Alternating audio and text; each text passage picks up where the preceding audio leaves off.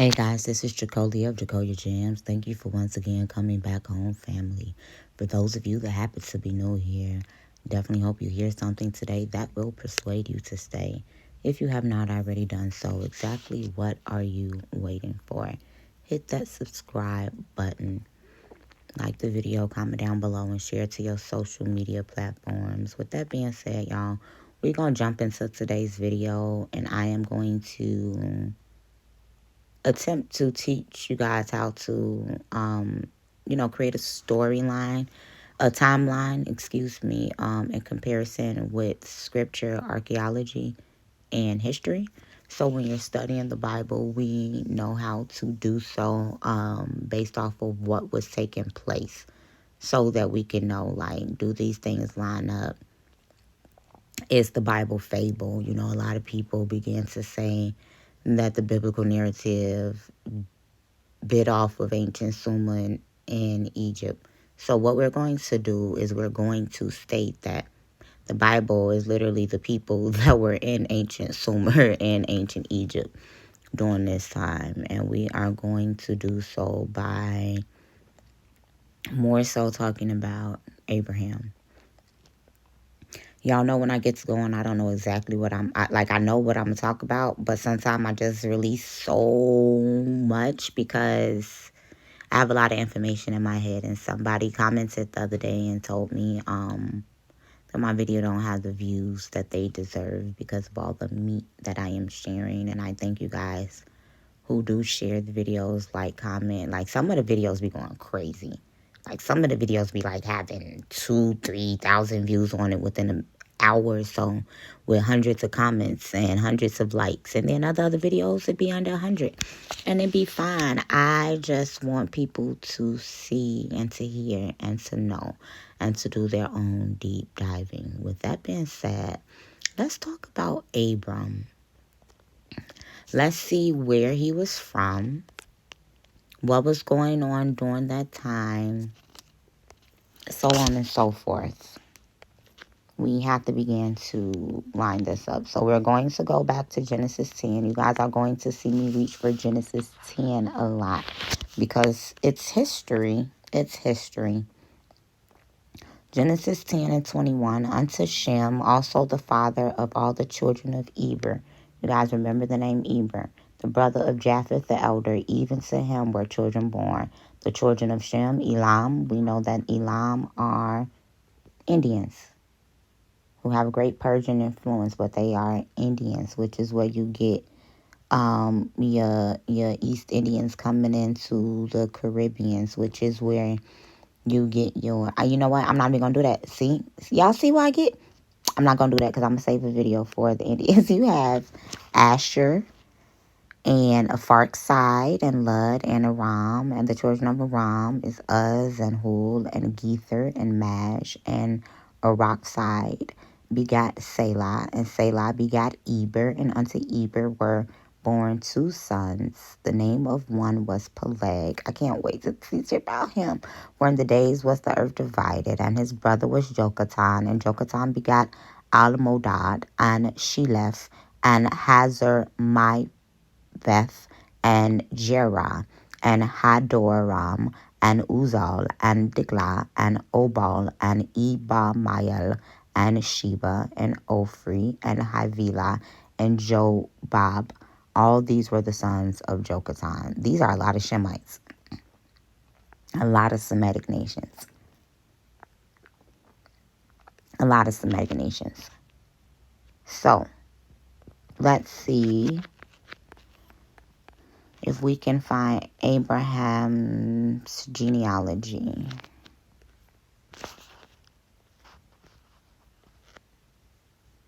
Now, when we begin to go to Genesis 11, and we will just read it up to 10. Ancestors of Abraham. These are the generations of Shem. Shem was 100. No. I'm not going to do that because I just read that part. So we're going to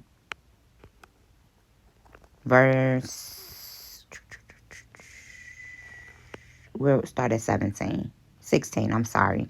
And Eber lived 40 and 30 years and begat Peleg. You see, Eber lived the same amount of years and Eber lived after he begat Peleg 430 years and begat sons and daughters. And Peleg lived 30 years and begat Reu. And Peleg lived after he begat Reu 209 years and begat sons and daughters. And Reu lived 230 years and begat Serug. And Reu lived after he begat Serug 207 years and begat sons and daughters. And Serug lived 30 years and begat Nahor. And Serug lived after he begat Nahor 200 years and begat sons and daughters. And Nahor lived 9 and 20 years and begat Terah. You see these people start having kids around 29, 30 years old. And Norah lived after he begat Terah 190 years and begat sons and daughters. And Terah lived 70 years. The age starts to increase. Infertility hit Abram and his wife as well. I wonder if the worship of Babylon, because do I say it? Because I'm going to make videos like this. I've done a few, but the Babylonian worship, and when you begin to look at the names, even in the Bible, of the Semitic deities, the name of these deities, they all have different land masses, different elements, earth, water, wind, fire, that they're over, different organs that they are over, different things that they are able to do. So when you begin to look at El Shaddai, Shad, that is rooted in the destroyer, but also the breasted one, who was looked at as a fertility deity. And I'll go into that in another video. But you guys begin to see how they were starting to give birth in their 30s and stuff. But Abram was not born until his daddy was 70. And then Abraham and Sarah were barren up until their old age. What was Terah doing? What was he doing? And Terah lived 70 years and begat Abram and Nahor and Haran. Now these are the generations of Sarah, and Sarah begat Abram, Nahor, and Haran. Haran begat Lot. And Haran died before his father Terah in the land of his nativity in Ur of Chaldean. Yes, I read all of that to get there, so that you can begin to see that Abram was a descendant of Eber. And the land of their nativity was in Ur of the Chaldean. And that's very important to remember. So let's see what is said about Abram. What time period did he live? Because this is going to be important for this study. We're mapping out a historical timeline, remember?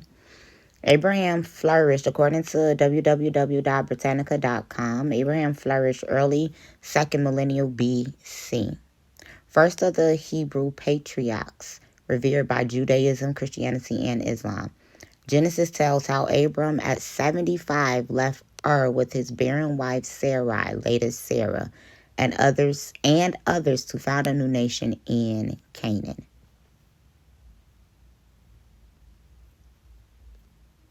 Yes, that's what it states. 2nd millennial.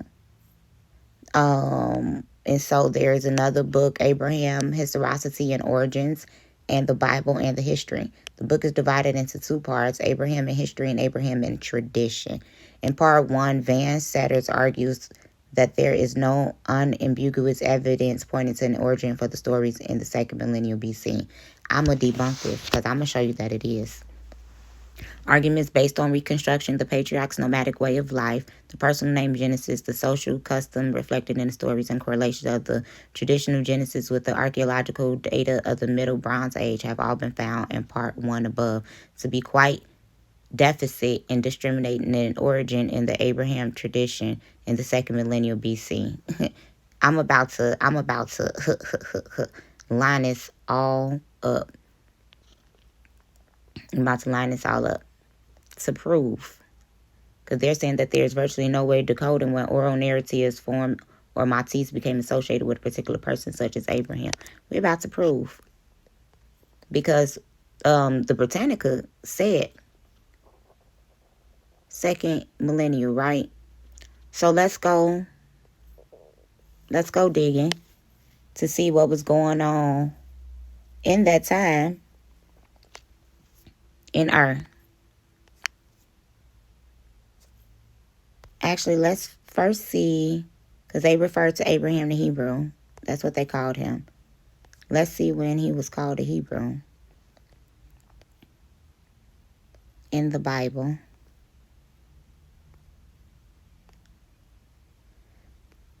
Because we have to make all things historically accurate and then even find out, what does Hebrew mean? So let's go to Genesis 14 and 13.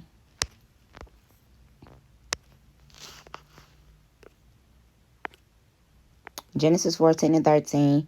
And there came one that had escaped and told Abram the Hebrew, for he dwelt in the plain of Mamre the Amorite. See, this is when the Amorites, brother and Eshcol, and brother of Anir, and these were confederate with Abram. This is when the Amorites was confederate with the Hebrews, which is very important to know because the ancient Amorites are Hyksos. These were sheep, tent-dwelling people as well as the Hebrews. But who are the Hebrews in history, and will you ever see them alongside of the Hyksos at all? So we've said that in here, second millennium BC, the Chaldean, Hebrews, and Amorites. So now we're going to go and we're going to see, what does Hebrew mean, so that we can see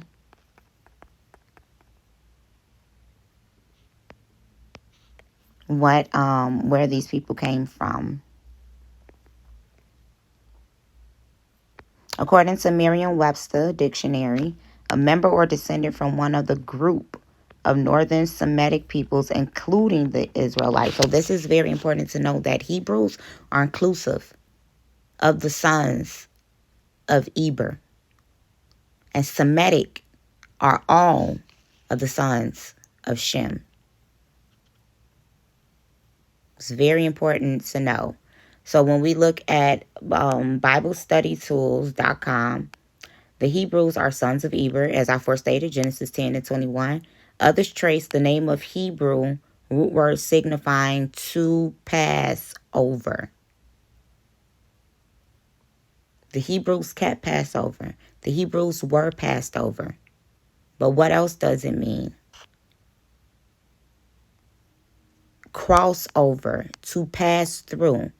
Ivri, I-V-R-I-E. And this is what the Hebew began to denote.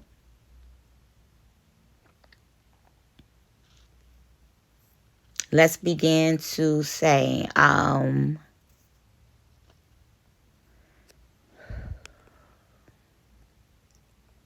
Phoenicians or other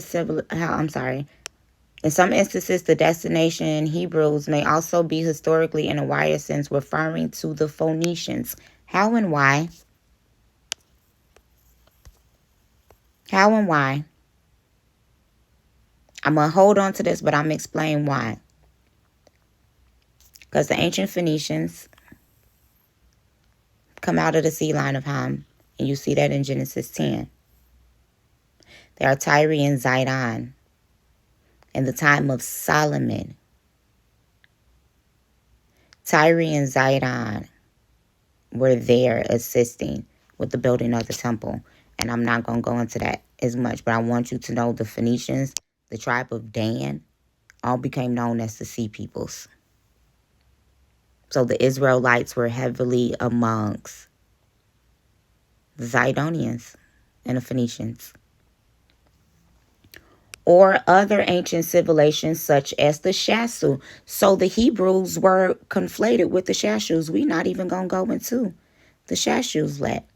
By the time of the Roman Empire, the term Hebreos could refer to the Jews in general. At other times, specifically to those Jews who live in Roman Judea. So, let's see. To cross, to transverse.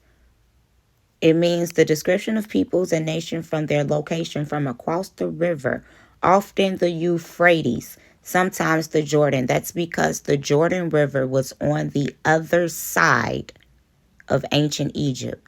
And they had to cross over from the Euphrates to Egypt. And we're going to see why did he do that.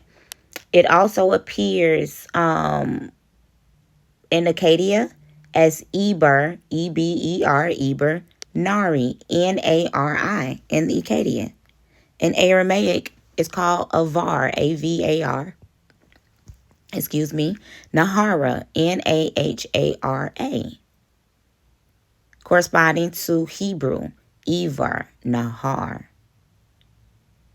For example, the Aramaic letters sent to the king of Persia in the time of Ezra, under Cyrus, when we were able to rebuild the temple, or in the book of Nehemiah, this is what it was. It was written in Aramaic, because we have to remember under the Persian rule, that's when we were speaking Aramaic. And so under Ramesses III, on the prisoner tiles, it depicted Canaanite and Shasu leaders as captives. Canaanite, Phoenicians, Hamitic, and Hebraic leaders as captives. Most archaeologists regard the Hebrews as local Canaanite refugees. Why? Because they fled the land of their nativity. When we begin to look now, what are they calling the Venezuelans and the Mexicans and those that are on the other side of the river? They call them refugees. And possibly some Shasu settling down in the hill countries. Now, if these were bloodline Canaanites, this would be your Amorites, who were Confederate with us during that time. A depiction of the ancient Hebrews is seen in Dora Euposis in a synagogue. So let's begin to see, since the 19th century CE, discoveries of the second millennial BCE inscriptions mentioning the Habiru, many theories have linked these to the Hebrews. Some scholars argue that the name Hebrew is related to the name of the semi-nomadic Habiru people, recorded in Egyptian inscriptions of the 13th and 12th century BC as having settled in Egypt. Now, through the 13th and 12th century BC, were the Israelites in Egypt? We're not going to go into that. I told you I'm trying to, let's see. Where clearly the Israelites, these Hebrews, they had to be nomadic, because they were traveling on foot. Let's see. Genesis 12. Now the Lord has said unto Abram, get thee out of thy country, and from thy kindred, and from thy father's house, unto a land that I will show thee. And I will make thee a great nation. I will bless thee, and make thy name great. And thou shalt be a blessing. And I will bless him that bless thee, and curse him that curse thee. And in thee shall all families of the earth be blessed. And Abram departed as the Lord had said unto him, and Lot went down with unto him. And Abram was 75 years old when he departed out of Haran. And Abram took Sarai his wife, and Lot his brother's son, and all their sustenance and their souls they had gotten in Haran. And they went forth into the land of Canaan, and into the land of Canaan they came. So they came in with substance, on foot. They didn't stay in Canaan. And Abram passed through the land unto the place of Shechem, unto the plain of Moab, and the Canaanite was in the land. This follows up with the oral tradition of my homie Jesse. We're going to do an interview, and it's going to be so amazing. He was saying that the Hebrews didn't, when they went down to Canaan, into like deep West Africa and South Africa, that the giants were in the land during that time. He's from Ghana. We were talking about it this morning. The Bible lines that up. Let's see. Okay, so we see that verse 7, and the Lord appeared unto him and said, unto thee will I give this land, and there build he an altar to the Lord who appeared unto him. So it is very important, when the Most High etches you out of land, you build an altar unto him. You can pour out your oil libation, a water libation, or wine libation. This is biblical. You can make you some rocks up, some earthen. The altar is normally made of earthen, something from the earth. Wood, acacia wood, and you etch it out to the Most High. These are pre-Israelic practices. Not telling you have to do it. I'm just saying this is the formula by which the deity was venerated, worshipped. And he removed them thence unto a mountain on the east of Bethel and pitched his tent. So he was a nomadic, well, semi-nomadic, because we see that he was staying and pitched a tent. Semi-nomadic, pinched tent dweller. Having Bethel on the east and on the west and Hay on the east. And there he built an altar unto the Lord and called upon the name of the Lord. He built the altar again and called his name. And Abram journeyed going on still toward the southward. So everywhere his feet and his head laid, he built an altar. Now let's see what was going on in the land in the second millennial BC and see if this lines up with history. And there was a famine in the land, and Abram went down into Egypt to sojourn there, for the famine was grievous in the land. And it came to pass when he was come near to enter into Egypt that he said unto his wife, behold, I know that there are fair women to look upon, therefore, blah, blah, blah. Okay, not blah, blah, because it's the word of the Most High. Blah, blah, blah, because I'm not going to do that. So let's go into who the Habiru. They're also called the Apiru, Apiru.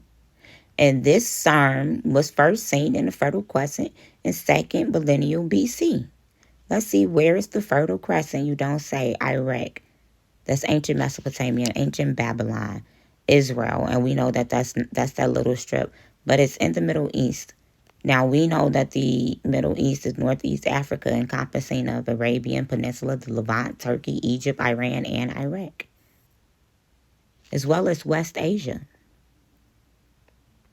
Lebanon, Kuwait, Palestine, Syria, Turkey. The Fertile Crescent is believed to first region where settled farming emerged as people started the process of clearance and modification of natural vegetation to grow newly domesticated plants as crops. Farming? Were these not an agriculture people in the Bible? Grains, wheats. Early human civilizations such as Sumer and Mesopotamia flourished as a result. Technology advances in the region, including the development of agriculture and the use of irrigation. We have to know that the Euphrates and the Nile, these rivers were used for irrigation of writing. Writing started in ancient Sumer. And the wheel. The wheel is Hittite. Hittite are of Heath, Hamitic people, and glass. So this is the area that Abram was coming from. And this term was seen in the second millennium. And so these people were various. Some of them were rebels, outlaws, raiders, mercenaries, bowmen, servants, slaves, and laborers. So this term was found amongst the Ugaritic as well as the Egyptians and the Akkadians. And it roots down in the Akkadian to mean dust or dirt. And we know that that's really important for Hebrews, being the people of the earth, of the dirt. So the Akkadian term, Habiru, occasionally alternates with the Sumerograms. And so sometimes it's called the Habatu, Habatu. However, in the Armana letters, the spelling is actually Saggaaz, Sagaaz. And the Akkadian would end up spelling it Sagasu, meaning barbarians. Y'all gonna need to remember that. Hebrew were also linked to being barbarians. In the Aramaic, found in the West Semitic, the SGS, for which the SAGAZ is rooted, could also be interpreted as muddy or restless. So this is where they would get Shasu from. And then the Habatsu would be interpreted as nomad. And so we're not in the 1800s in this century yet, but they're also talked about in the time of Ramsam the First.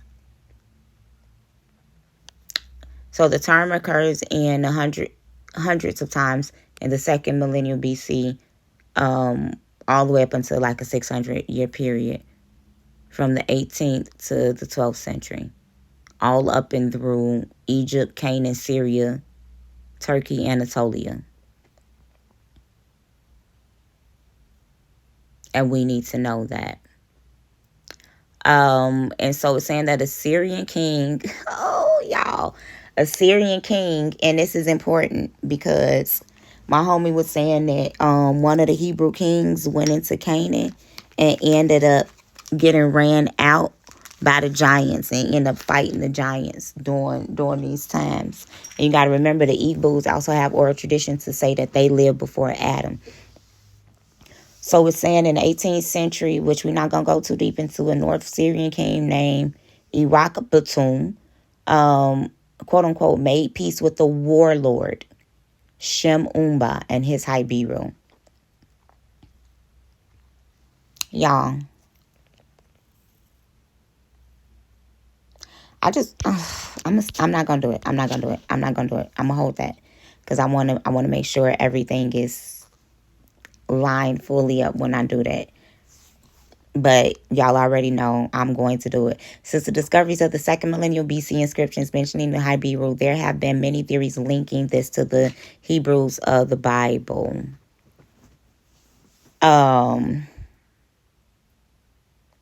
Most scholars, Anson, Rani, and R. Stephen, notably among them, deny any linguistics between Habiru and Hebrew, or at most admit only a bare possibilities.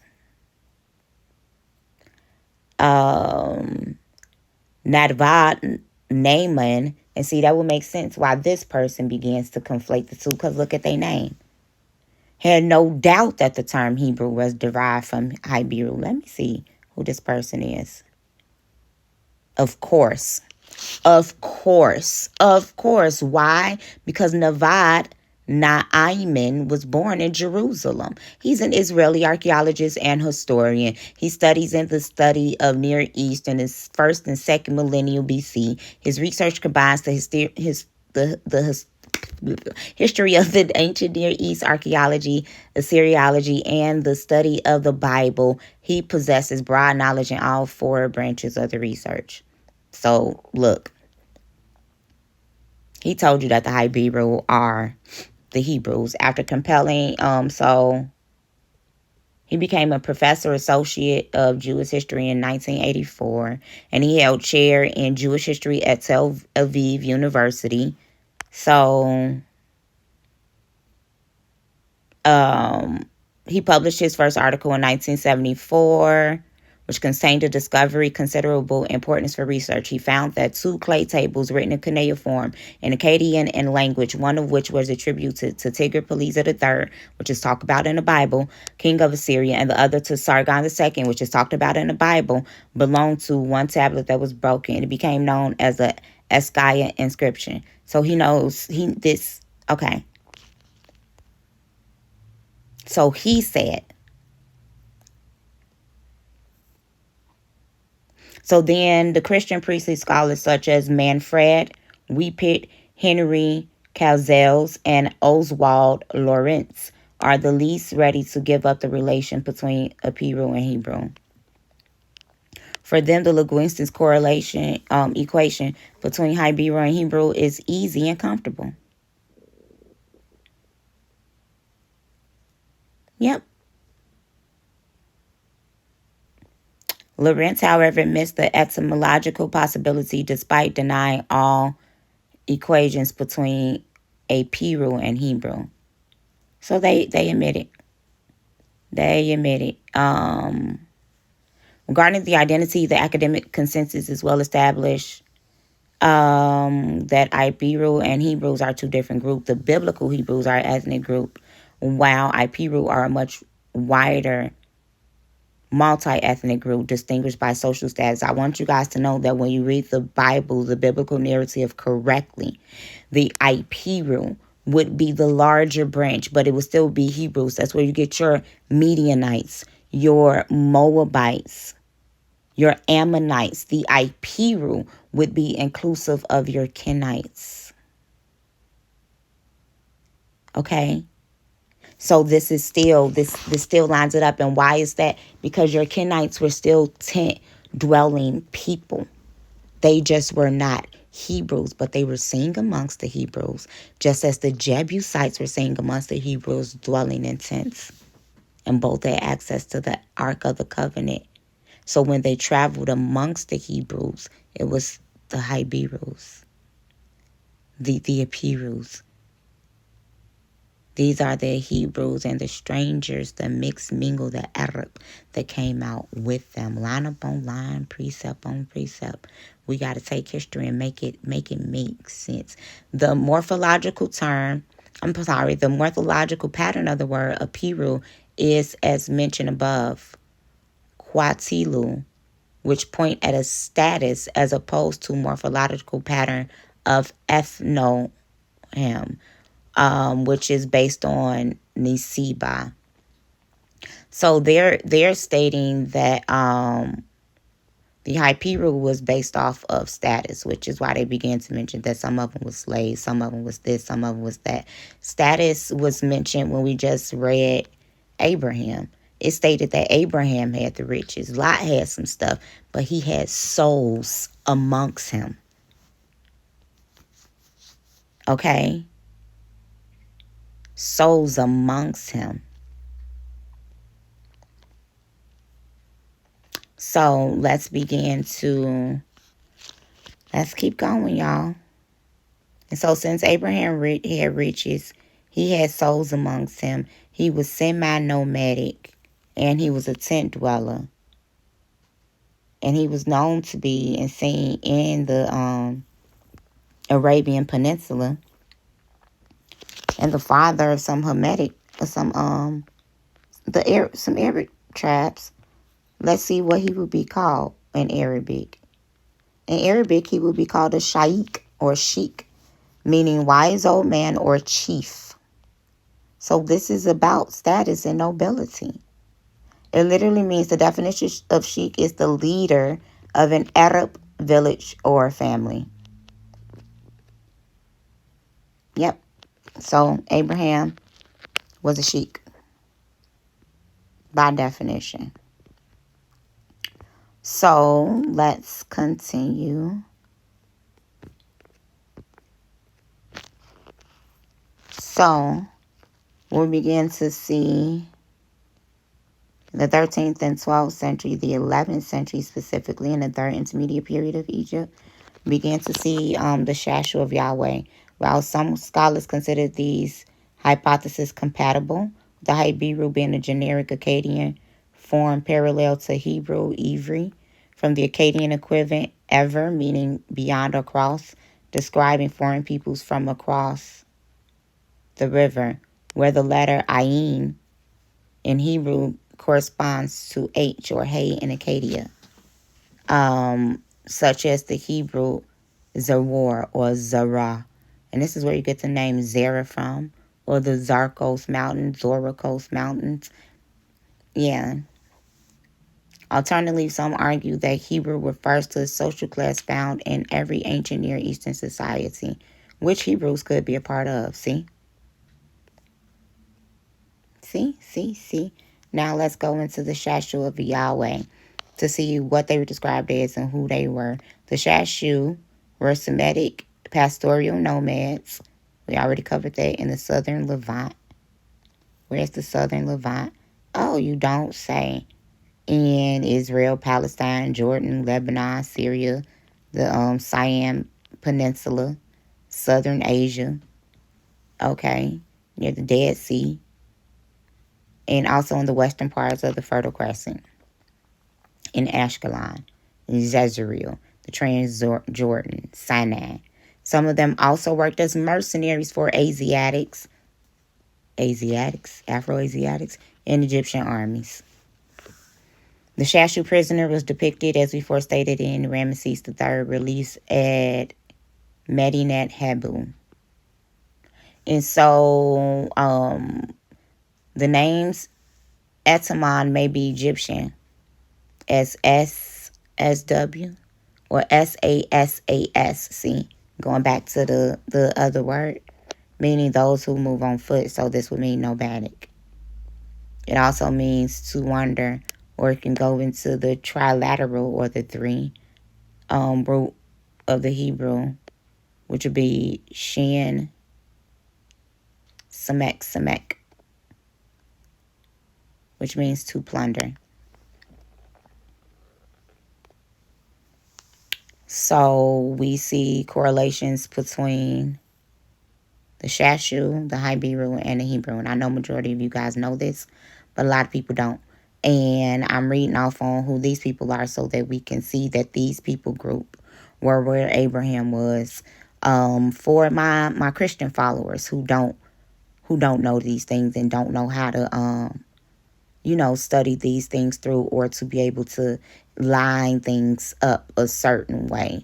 And so even knowing that the Shasu made an appearance, the Shasu made an appearance at the expulsion of the Hyksos from ancient Egypt in 1550 BC. And I told y'all we're not going to go there yet.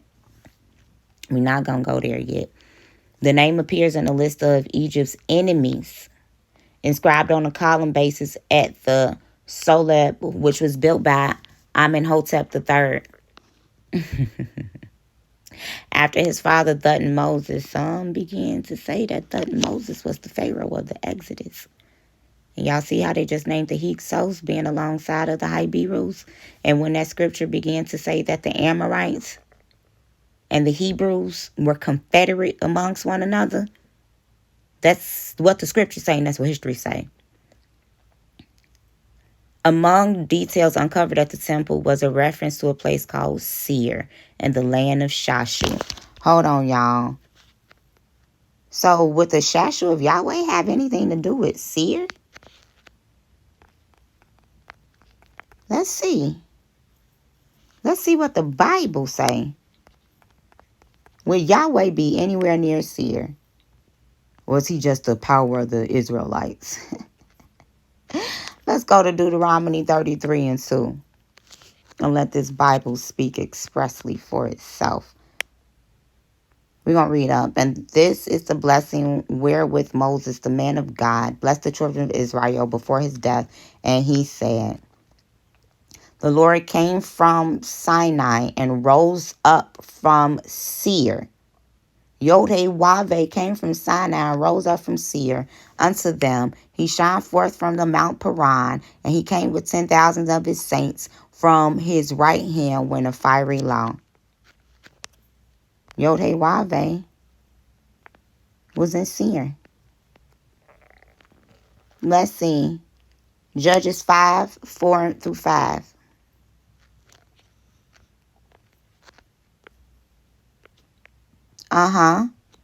This is the song of my foremother.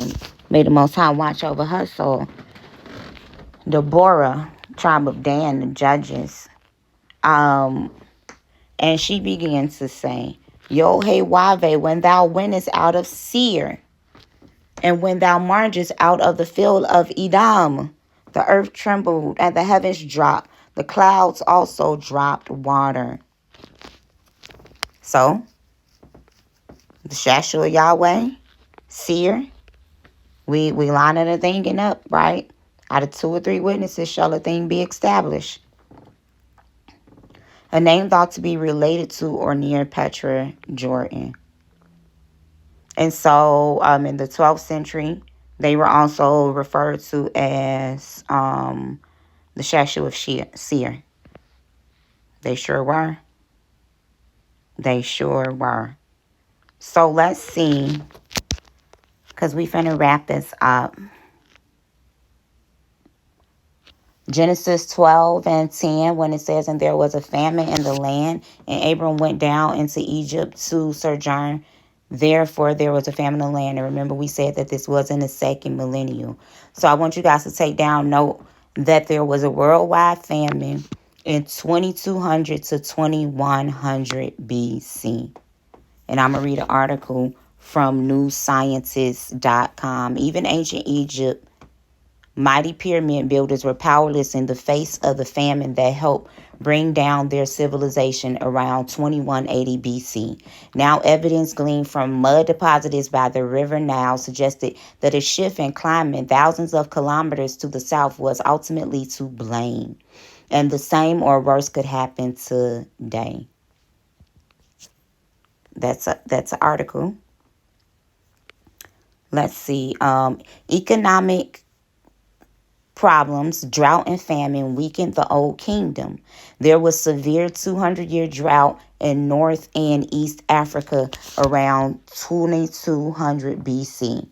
Hieroglyphics records that the annual Nile flood failed for about 50 years, and many people died in famine.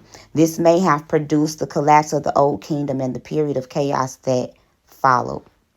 So what normally happens in famines? We're gonna read. This is from the source is Professor Fakhri Hassan. This is another Hebraic name of the BBC. White people hate the BBC because the BBC is starting to bring out the black roots and stuff. Written February 17, 2011. Professor Fakhri Hassan wrote for the BBC, and I quote, "What was the factor that weakened the monarchy and allowed provisional governors to assume royal power over their regions? One possibility is an invasion by Asiatics." Come on. However, there is no evidence that the Asiatics invaded Egypt at the end of the Old Kingdom. Alternatively, the initial breakdown of the Old Kingdom was caused by sudden, unanticipated, catastrophic reduction in the Nile's flood over 2 or 3 decades. This was so severe that famine gripped the country and paralyzed the political institutions. People were forced to commit unheard of atrocities, such as eating their own children and violating the sacred sanctity of the royal dead. So you see how when you put each historian side together, it all lines up in the middle to come to the truth. And only like 1 or 3 historians be having full truth. Because the Most High will reveal to you in part, and nobody has the full truth. But it's only a handful of us that's going to be throughout history that accurately teaches on Africa, that accurately teaches on Asia and all in Europe and the Americas. Most people are going to leave out one side or the other. Everybody's not going to do deep digging enough to begin to line up everything all together. So I truly hope that y'all appreciate the thoroughness of my research and the fact that I'm not leaving out anybody, whether they mulattoes, Negroes, Semitic, just Hebrews, whether this is for black folk, all of us, you Hamitic. We teaching on our full history, Native American, Hispanic, Latino, we bringing it all in together.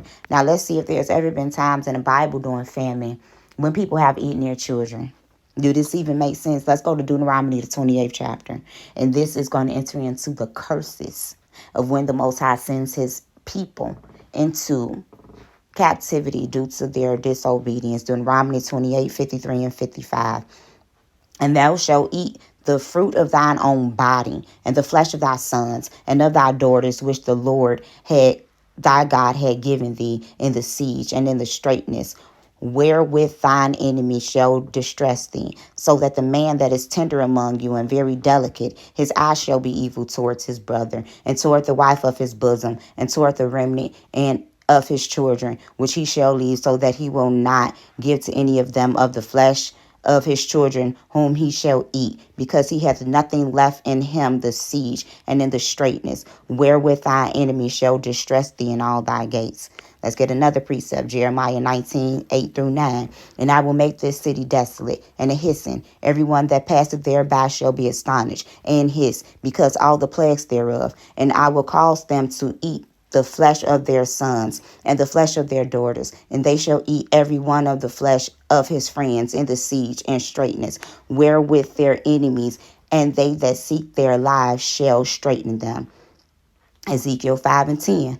Therefore the fathers shall eat their sons in the midst of thee, and the sons shall set their fathers, and I will execute judgments in thee, and the whole remnant of thee will I scatter into the winds. Then you can see it again when 2 Kings 6:24-31. I'm not going to read the whole verses, but I'm going to read part of it. And it came to pass after this that Ben-Hadad, king of Syria, king of Syria, gathered all his host and went up and besieged Samaria. And there was a great famine in Samaria. And behold, they besieged it until an ass's head was sold for 80 pieces of silver, and the fourth part of cab of dove's dung, and 5 pieces of silver. And as the king of Israel was passing upon the wall, there cried a woman, I'm going to read it all, unto him, saying, Help, my Lord, O king. And he said, If the Lord do not help thee, which shall I help thee? Out of the barn floor or out of the winepress? And the king said unto her, What aileth thee? And she said, This woman said unto me, Give thy son that we may eat him today, and we will eat my son tomorrow. So we boiled my son and did eat him. And I said unto her the next day, Give thy son that we may eat him. And she had hid her son. And it came to pass when the king heard the words of the woman, that he rent his clothes, and he passed by upon the wall. And the people looked, and behold, he had sackcloth upon his flesh. Then he said unto God, Do so, and more also to me, if the head of Elijah the son of Shaphat shall stand on him today. Now remember, he left Ur Chaldean, as the scripture began to say, 2nd millennium. He went into Egypt. Egypt experienced famine too. Let's see who was the Pharaoh during that time.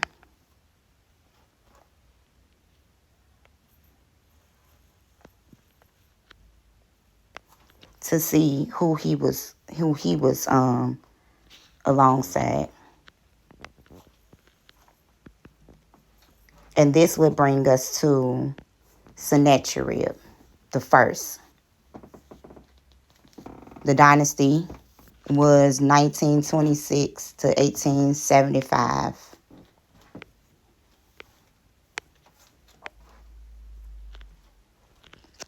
He continued his father's aggressive expansions policy against Nubia. So we're about to prove right now that alongside this Pharaoh, Abraham went into Canaan. We saw it in scripture. We gonna continue. Let's see, against Nubia. Let's see. And so Nubia began to inhabit it. It was the seat of the greatest, earliest African ancient civilizations.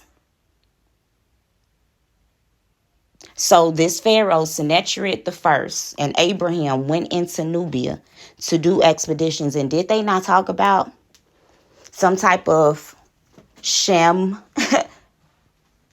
Arab, and his Habiru, who went into Africa? I don't know. It began to say that the Nubian dynasty lasted from around 2500 BC until its conquest by the new kingdom of Egypt under Pharaoh Thutmose around 1500 BC. So remember, in the time of Moses, it never said that Moses took over Nubia. It never said that Sennacherib took over Nubia. They went in and they did expeditions in Nubia. Nubia but several to empires, predominantly the kingdom of Cush. Ancient Cush was the ancient Sudan, southern Egypt, Meroe.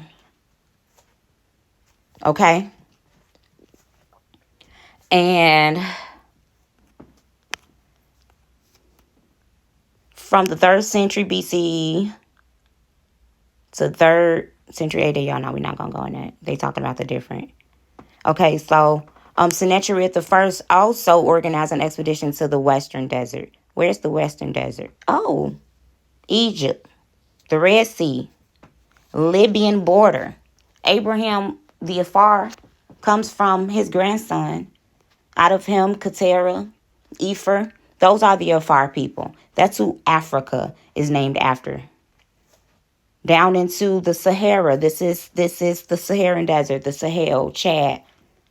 All of those lands is where Abraham and Sennacherib was going down into. All of those lands. Sennacherib established diplomatic relations with some of the rulers of the towns in Syria and Canaan. You don't say. You don't say. Let's see. It says that in the 18th year of his reign, Sennacherib I launched a military campaign against Lower Nubia and conquered the region down to the Second Cataract, which is going to be like Aswan and Khazar. Who spelled that? Horites and Khartoum. These are parts of Africa as well. The Second Cataract, so this is going to be in like the Sudan, Lake Nasser. And so the military's campaign, so I told y'all that it was a military. Told you guys, didn't I say that? The military campaign is mentioned in several inscriptions of the king's reign. Several local officials were involved with the military expeditions. Amenhotep, governor of the Oryx Nomes, went there with the title overseer of troops. In year 25, Egypt was devastated by a famine caused by a low Nile flood. Sennacherib I dispatched several Korean expeditions to Sinai, built numerous shrines and temples. Yeah. This is what history says. Let's see. Abraham and Canaan.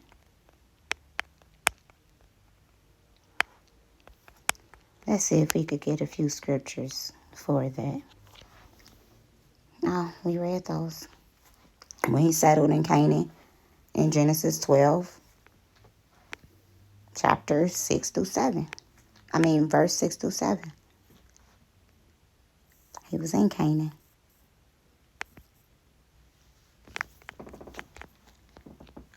Abraham with the Pharaoh.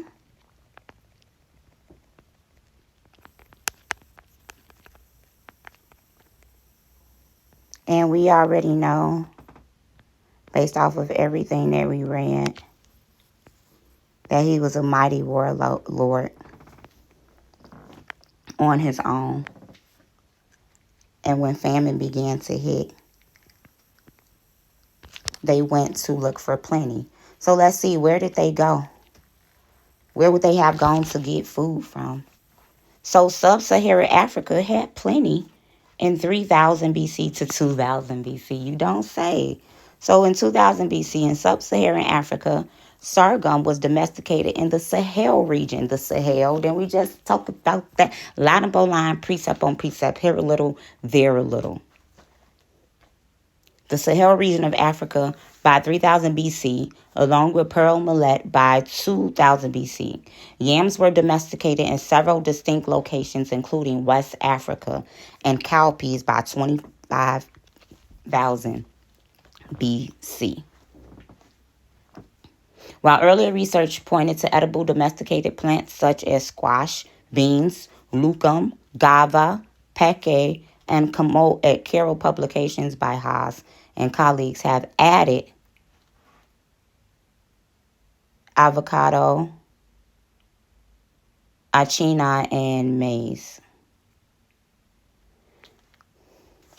And so, let's see. Rice, African rice was independently domesticated in West Africa. I don't want to read that part. That's too far off on the date. And so teeth and finger millet were domesticated in Ethiopia by 3000 BC, along with nog, insecta, and coffee. Other plant foods domesticated in Africa include watermelon, okra, tamarind, and black-eyed peas, along with tree crops such as cola nuts and oil palm. Plantains were cultivated in Africa by 3000 BC and bananas by 1500 BC. The Hamlet's Guinea fowl was domesticated in West Africa. The Sagna cattle, remember, sheep dwelling, was likely domesticated in Northeast Africa around 7000 BC and later crossbred with species.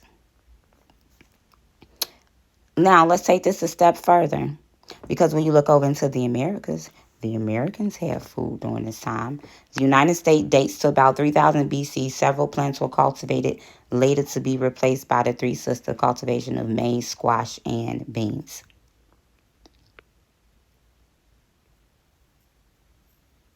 So where did they have to go to get food?